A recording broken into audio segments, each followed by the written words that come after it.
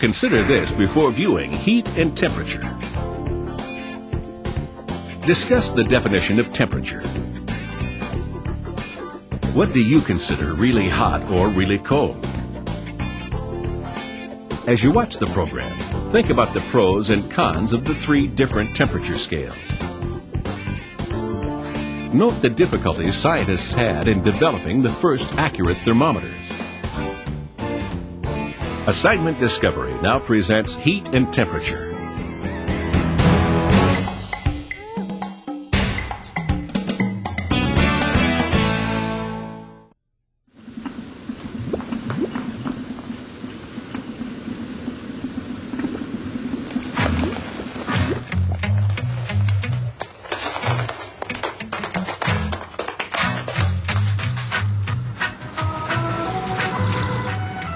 Heat is everywhere. In cars, in your body, even in ice. There is heat in every object in the universe. The human eye cannot usually detect the heat that objects emit. It is infrared energy, part of the electromagnetic spectrum that's invisible, like X-rays and microwaves. But a thermal imaging camera detects heat energy and converts it into colors we can see. Here, white is hottest, then red. Green is in the middle. Blue and black are coldest. These people are in a hurry. See their white-hot hands and faces? This is what we look like when we're drinking cold milk or hot coffee. To measure the precise heat of an object, we use temperature. Our lives depend on it. Our bodies, buildings, cars, all need to be kept at certain temperatures. Too hot or too cold, and they'll be damaged, even destroyed. But it's an elusive quantity and pretty hard to estimate. Let's ask a few people what temperature they think it is today. Hard to say, really. Cold. It's quite hot today. It's about 13 degrees C. I don't know, I've only just got back from Australia, so I'm finding everything very cold indeed. 10 degrees, something like that. 18 degrees or something, it's pretty chilly. No, I'm talking about 14 degrees, something like that. The way we tell the temperature is through our skin. The problem is, what's hot to one person is warm to another. This is all right for everyday things like testing the bath, but to measure things scientifically, we need a more reliable instrument than the finger. The foundations of temperature measurement were laid by the great Galileo back in the 16th century. He was studying the effects of temperature and struck upon one of its fundamental properties. As most things are heated up, they expand. When they're cooled, they contract.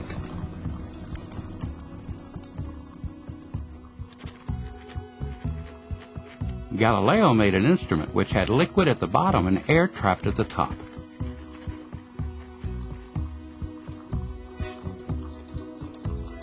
He noticed that when the air was heated, it expanded and pushed the liquid down.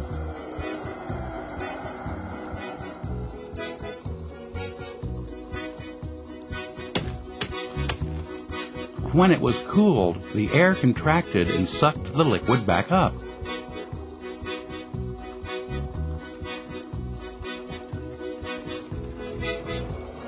Galileo had made a primitive version of the thermometer. It demonstrated the effects of temperature, but didn't tell you what the temperature was. For that, a scale would be needed to measure how far the liquid had moved.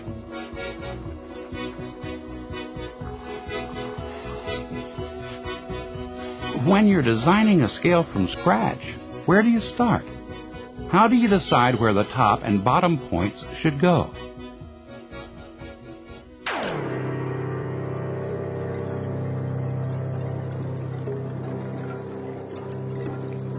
There was one low temperature that scientists had established was constant, the point at which water turns to ice.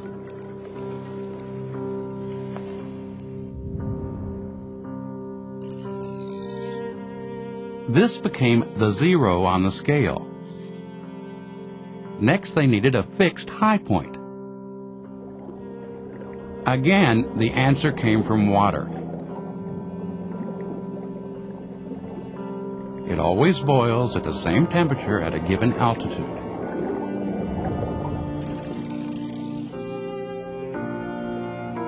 The scientists just divided up the gap between the two fixed points and they had their scale. But that's where the troubles began. In the early days, different thermometers had different scales, and there was no standardization. Then there was the puzzling question of what liquid to put in the instrument to measure with. The scientists had to find something which would remain liquid at the temperatures when water boils and freezes. They tried everything from wine to olive oil, but these expanded in inconsistent ways and boiled and froze at inconvenient temperatures. There was one fluid which did fit the bill. It was a liquid metal with magical properties known as quicksilver, or mercury. The good thing about mercury is that it expands in a very regular way over a wide range of temperatures. But the expansion is so small that it's hard to see. So a long, thin tube of glass would have to be made to register any change. The glass blowers of the time couldn't master it. Then in 1714, along came Daniel Fahrenheit. Fahrenheit was an exceptional instrument maker. He was the first person to be able to blow glass thermometer tubes of precise and even dimensions.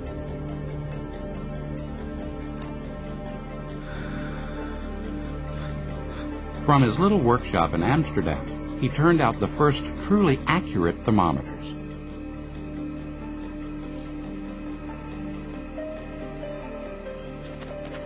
And to match the precision of his instruments, he needed a new scale.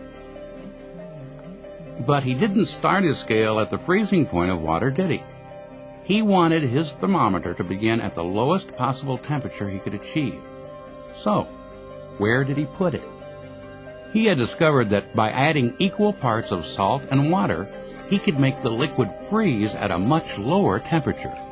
It made sense to him to put his zero down at that point. But this meant that on his scale, ordinary unsalted water froze at 32 degrees. Despite this quirk, we remained faithful to Fahrenheit's scale. It has fueled one of our greatest daily obsessions, the weather.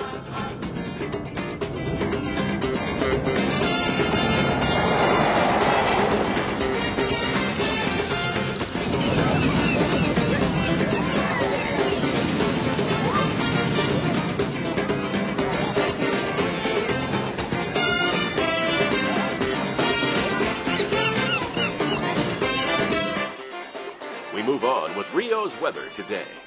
It'll be hot and sunny with temperatures reaching a scorching 24 degrees Celsius. Celsius? What happened to good old Fahrenheit? Well, maybe it was inevitable that a scale which had water awkwardly freezing at 32 and boiling at 212 would give way to a simpler system. And after all, there is a scale which goes neatly from 0 to 100, which has been around since 1742. It was invented by a Swede, Anders Celsius, and today most countries have ditched Fahrenheit in favor of this man's scale. But how many of us really know how to convert one to the other? Take room temperature. To be comfortable, it's 22 degrees Celsius. But what's that in Fahrenheit? 74? 80, 87? It's somewhere in the 50s. It's fairly simple. Just multiply the Celsius number by 1.8 and add 32. 40. It would be something under 0, around about maybe -7, 6 or 7. I said multiply the Celsius number by 1.8 and add 32. Double it. I would say about 72. Good work. Normally, the air in a room is about 22 Celsius or 72 Fahrenheit. But what happens if you apply a little pressure? squeeze all the air in a room into a thimble and the temperature soars. If you take off the pressure by letting the air expand to fill the size of a concert hall, then the temperature plummets. The relationships between the pressure, volume, and temperature of a gas were beginning to be worked out in the 18th century. The next big step came in the 1850s, when a physicist named Lord Kelvin took what was known and worked backward to a theoretical absolute. Suppose you could remove all the pressure from a gas. You'd theoretically remove all the heat from it, too. It would get colder and colder until it eventually reaches a bottom point, below which it cannot go. Kelvin called this absolute zero. It occurs at minus 273 Celsius. Down here, everything is frozen forever. Nothing changes, nothing moves, not even one single atom, ever. Luckily, absolute zero only exists in theory. It can't be reached in real life because it's impossible to get all the heat out of things. There'll always be a tiny bit left, somewhere.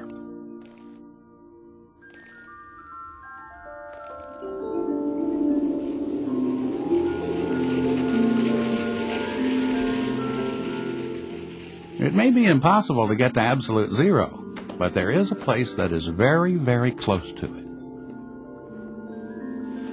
Where is it? Far off in deep space? Perhaps on Neptune's moon, Triton, where there's evidence the volcanoes spew ice, not lava? No. So, is it in the Antarctic, deep under the permafrost?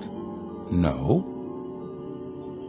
Ah, it's a little closer to home. One of the coldest places in the universe is Lancaster, England. At Lancaster University, Professors Pickett and Gaynell have built one of the best fridges in the galaxy. It goes down to within a few millionths of a degree of absolute zero. Down here, even the softest things are as brittle as glass.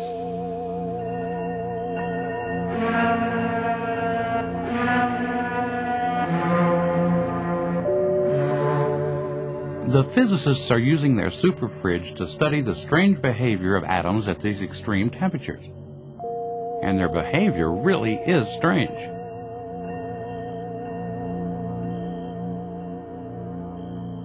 Down here, nothing is as it is in our normal world. There is something called a superfluid which will climb up slopes. Gases are as solid as rock, and electricity flows without any resistance.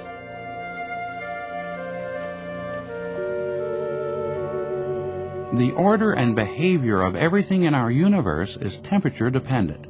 As you go up the scale, every degree has a story to tell. So get up that ladder, Professor. Go on. Minus 270 is the temperature of deep space.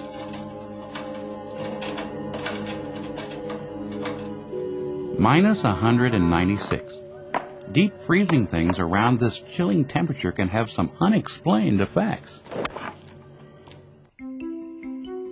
Supercooled golf balls, for example, fly farther down the fairway. Tights, which have been chilled at the factory, are stretchier. Iced razor blades stay sharp for more shaves. And violin strings hold their tune for longer. Nowadays, we take ice for granted, but it has a long and distinguished history which goes back thousands of years before the fridge. The Romans shipped ice down from the Alps and made frozen foods. One dish, called salicatabia, was a sort of garlic and olive oil ice cream. Could you make that 2 scoops, please?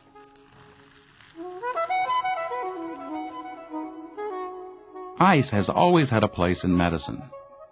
Using a frozen pig's bladder, a Victorian surgeon named James Arnott numbed parts of his patients before performing major surgery.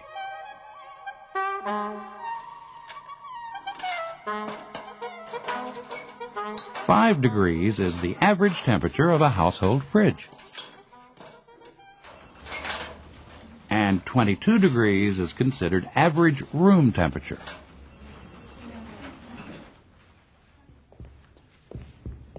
"37 degrees is the temperature regarded as normal for the human body. But in fact, normal can be anywhere between 36 to 38 degrees, depending on the person. On top of that, we start the day cooler than we end it. And we start out in life much hotter than we finish up. As far as animals go, we're pretty cool. A chicken is a roasting 41.7 degrees. So what is it that keeps us cool? A small organ deep inside the brain called the hypothalamus. It acts like a thermostat, keeping us within a narrow 1.5 degrees of our normal temperature. Sometimes it seems to lose control and our temperature soars up, with fever. Until about 100 years ago, it was thought that fever meant the body had lost control of its temperature. We now know that it is a deliberate act by the hypothalamus. Raising the temperature not only kills off many infections, but also increases the speed at which the body functions, bringing swifter recovery. Temperature doesn't just affect our bodies. It can dramatically affect our moods.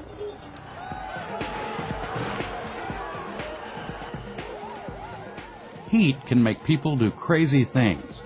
There are more violent crimes in the summer than in any other season. And temperature, we're often led to believe by crime writers, can help us solve whodunits. 5:15 a.m., January the 22nd, 1990. A body is found in North London. Male, shot 3 times.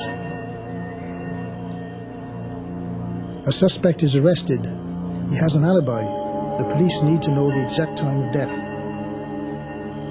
Using the temperature of the body, the pathologist pinpoints the time of death between 1 and 1:15 a.m. The suspect has no alibi for this time. He is convicted of murder.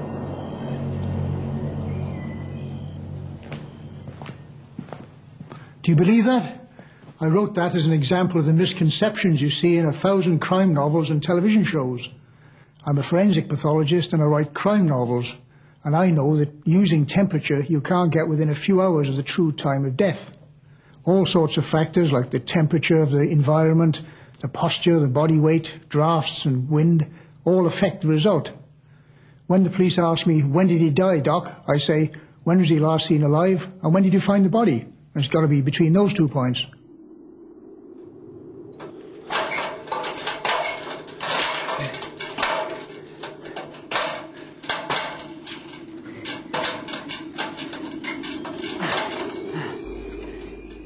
In order for water to boil, its vapor pressure, the force exerted by evaporating water above the water's surface, must equal the surrounding air pressure. In the mountains, the pressure of the air is lower, so it takes less time for the vapor pressure and the surrounding pressure to equal. Water boils at a much lower temperature than usual. When you go higher than everyday cooking, you enter a volatile realm where things melt, burn, or explode. At 357 degrees Celsius, mercury itself boils. Any higher than that, and ordinary thermometers are useless. As we get into the very highest realms, we have to find other ways to tell the temperature. So we use the effect that it has on the flow of electricity, or analyze the color of light that it gives off, or study what it does to laser beams. At scorching temperatures like these, where does the chili pepper fit in? Well, the hotness of chilies is actually measured on something called the Scoville scale. All right, it's not a measure of temperature, but it does let you know the effect a chili is going to have. The scale runs from 5,000 for plain chilies to a searing 300,000 for this sizzling fruit, the habanero. The habaneros are supposed to be the hottest chilies there are. And it is strange when you think that they make you perspire, they make you sneeze, they make you cough, they make you hiccups, they make you cry. Then you smile and you want some more. Now, my mother used to make a sauce in Mexico. We take it as a challenge. She made a sauce with 50 chilies, 2 tomatoes, and an egg. You make this sauce and you put it in a tortilla, you roll it up, and see how many tacos you can eat. It's not very many, I can tell you. So just how hot are these habaneros? Our brave volunteers are going to find out. It's hot.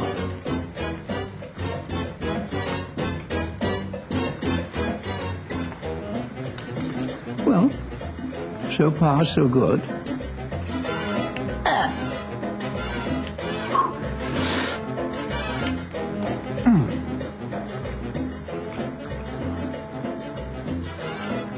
So? It burns the inside and the roof of your mouth.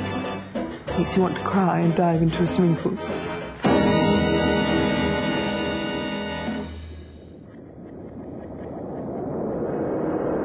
Modern science has gone as far up the scale as down. So where is the hottest place in the universe? Is it the sun?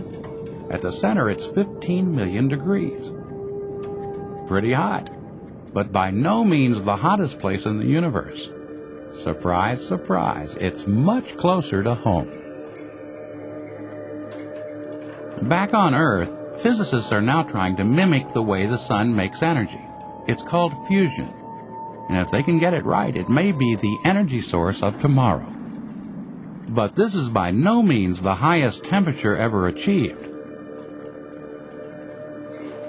One theory suggests that occurred way back at the beginning of everything.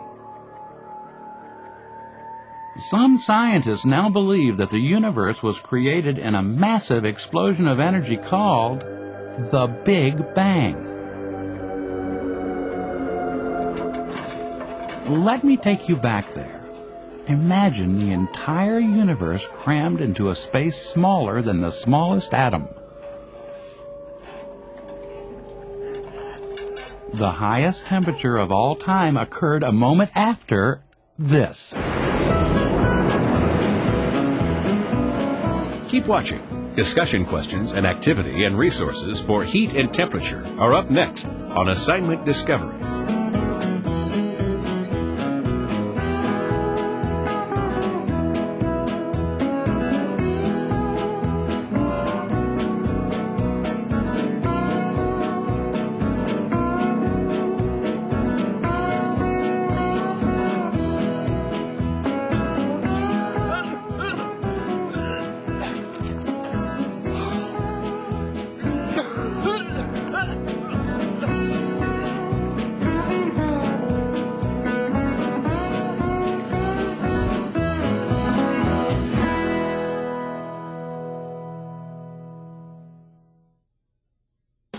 Now that you've seen heat and temperature, talk about this. Using a thermometer, the temperature of a room can be accurately measured. But this temperature, such as 68 degrees Fahrenheit, may not be comfortable to everyone. Discuss how temperature is both objective and subjective. Now try this. Research temperature extremes for the past year in your region. Compare them to other locations around the world. How do the various regions compare?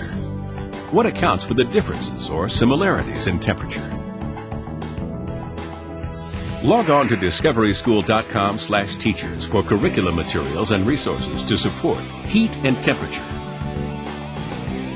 To learn more, Assignment Discovery suggests Science Projects About Heat and Temperature by Robert Gardner and Eric